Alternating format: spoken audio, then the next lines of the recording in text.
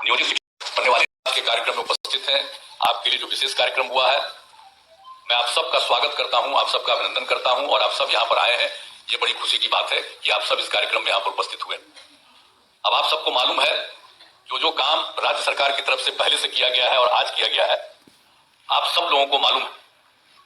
और ये बहुत खुशी की बात है कि जो पहले नियोजित शिक्षक बने थे, अब उनको सक्षमता परीक्षा पास कराने का काम शुरू किया गया। अब आप बहुत संख्या में सरकारी शिक्षक। नमस्कार, स्वागत है आप सभी का हमारे YouTube चैनल में। आज बिहार दिवस के मौके पर बिहार के मुख्यमंत्री श्री नीतीश कुमार ने पटना के गांधी मैदान में शिक्षकों से संबंधित कई सारी बातें की है। लगभग 20 मिनट के अपने स्पीच के दौरान उन्होंने सिर्फ शिक्षकों से संबंधित ही यानी शिक्षा विभाग की ही बातें की है, जिसमें से मुख्य रूप से नियोजित शिक्षक, विशिष्ट शिक्षक और कुछ बातों पर बीपीएससी शिक्षकों के बारे में भी उन्होंने की है। लगभग 20 मिनट के अपने उन्होंने भाषण में सिर्फ शिक्षकों की ही बात की है और उन्होंने कई सारी घोषणाएं भी की हैं शिक्षकों से संबंधित, जिसमें से एक जो है बहुत ही अहम है। पहले आप इस वीडियो को देखें तब बताते हैं। आप पूरी वीडियो को तो नहीं देख पाएंगे क्योंकि लंबा वीडियो है, तो हम आपको कंक्लूजन उसका बता देंगे, लेकिन हम चाह रहे हैं कि आप उनके जो है भाषण की कुछ झलकियों को देखें।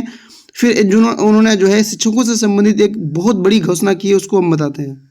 शिक्षा के क्षेत्र में जो काम हम लोगों ने शुरू करा दिया, तो उसी में एक बात अच्छी तरह जान लीजिए कि जो कुछ भी था 6-7 से ही जो है पंचायत और नगर निकायों के माध्यम से बड़े पैमाने पर नियोजित शिक्षकों की नियुक्ति की गई थी।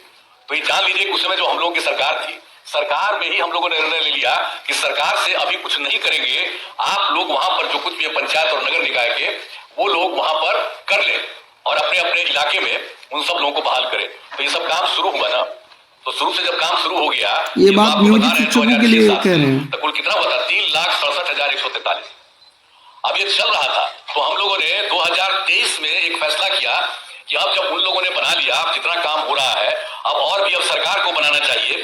तो हम लोगों ने सरकार की तरफ से, इनका कहना है कि पहले हमने नियोजित शिक्षकों को बहाली किया उनके इलाके में, जब वो काम आगे कर चुके तब हमें लगा कि अब सरकारी शिक्षकों की बहाली करनी चाहिए।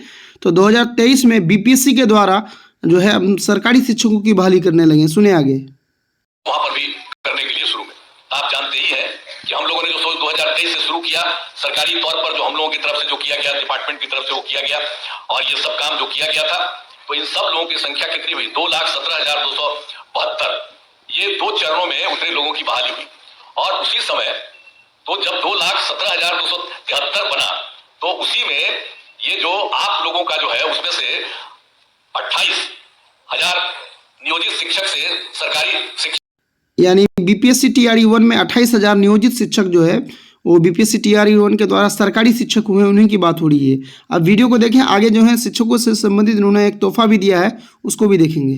जितने लोग थे बहुत लोग उसी में शामिल हो गए थे, तो इस तरह से किया गया था। लेकिन बाद में फिर हमको लगा कि भाई इन लोगों को जो सरकारी शिक्षक बनने के लिए और इन लोगों को इतने बड़े शिक्षा में काम करना पड़ता है, जो भी हो रहा था।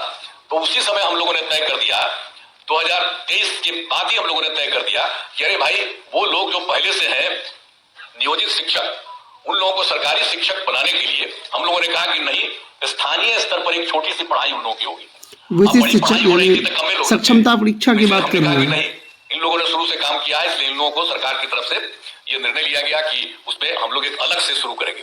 थे हाई स्कूल जाने के लिए हम लोग, आप समझते थे साइकिल खरीदना, तो वो तो शाम में अपने माता पिता को ले जाकर के गांव में सब जगह घुमाते थे, बाहर में बाजार में। तो ये सब याद रखिए। साइकिल योजना की बात कर रहे हैं जो पहले हुआ है, बच्चों को दिया जा रहा है स्कूल में। सब लोग यहाँ पर बैठे सबको कहेंगे कि पुराना चीज को याद रखिएगा ना, तो पुराना चीज याद रखिए कि पहले क्या हाल था, अब कितना ज्यादा लड़की लगी, और फिर हम लड़का भी मांग किया उसको दिया। तो ये सब काम जो हम लोगों ने शुरू से सबको किया, अब कैसा हुआ?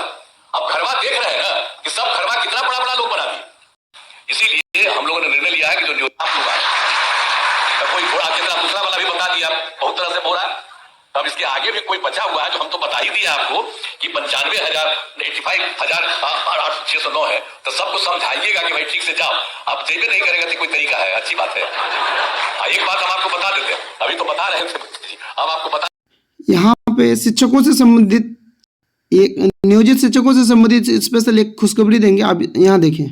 सरकारी शिक्षक तो उनको लड़कियों को अलग, लड़कों को अलग, ये सब बात हुई थी। लेकिन मैं आपको एक ही बात कर देता हूं कि नियोजित शिक्षक अपने नए पदस्थापन को लेकर परेशान है। लेकिन मैं आपको कि नियोजित शिक्षक अपने नए पदस्थापन को लेकर परेशान है। इसीलिए हम लोगों ने निर्णय लिया है कि जो नियोजित शिक्षक जिस जगह पर काम कर रहे हैं वहीं पर उनको काम किया कहाँ है तो वही सब